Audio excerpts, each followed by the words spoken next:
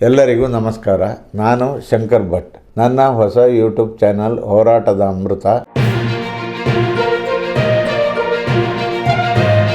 ಕಡಿಮೆ ಬೆಲೆಗೆ ತಿಂಡಿ ಊಟ ಪೂರೈಸುವ ಕನಸಿನೊಂದಿಗೆ ಸರ್ಕಾರ ಆರಂಭಿಸಿರುವ ಇಂದಿರಾ ಕ್ಯಾಂಟೀನ್ಗೆ ಈಗ ಡಿಜಿಟಲ್ ಟಚ್ ನೀಡಲು ಪಾಲಿಕೆ ಸಜ್ಜಾಗಿದೆ.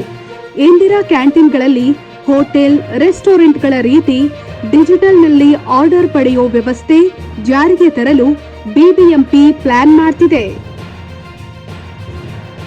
ಆಹಾರದ ಗುಣಮಟ್ಟ, ಗ್ರಾಹಕರ ಬೇಡಿಕೆ, ಕುಂದುಕೊರತೆಗಳನ್ನ ಡಿಜಿಟಲ್ ವ್ಯವಸ್ಥೆಯ ಮೂಲಕ ಕಲೆ ಹಾಕೋಕೆ ಚಿಂತನೆ ನಡೆಸಿದೆ.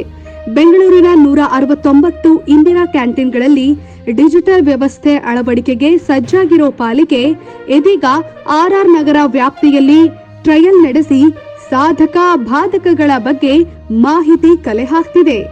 ಬೆಂಗಳೂರಿನ ಇಂದಿರಾ ಕ್ಯಾಂಟೀನ್ಗಳಲ್ಲಿ ಡಿಜಿಟಲ್ ವ್ಯವಸ್ಥೆ ಅಳವಡಿಕೆಗೆ ಶೀಘ್ರದಲ್ಲೇ ಟೆಂಡರ್ ಕರೆಯೋಕೆ ಸಜ್ಜಾಗಿದೆ.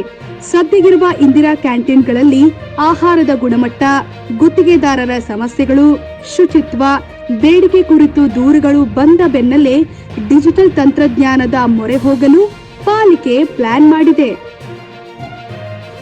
ಒಟ್ನಲ್ಲಿ ರಾಜಧಾನಿಯ ಇಂದಿರಾ ಕ್ಯಾಂಟೀನ್ಗಳ ಬಗ್ಗೆ ಅಲ್ಲಲ್ಲಿ ಅಪಸ್ವರ ಕೇಳಿ ಬರ್ತಾ ಇದ್ದು, ಸದ್ಯ ಈ ಸಮಸ್ಯೆಗಳನ್ನ ಬಗೆಹರಿಸೋಕೆ ಪಾಲಿಕೆ ಡಿಜಿಟಲ್ ತಂತ್ರಜ್ಞಾನ ಅಳವಡಿಕೆಗೆ ಸಜ್ಜಾಗ್ತಿದೆ.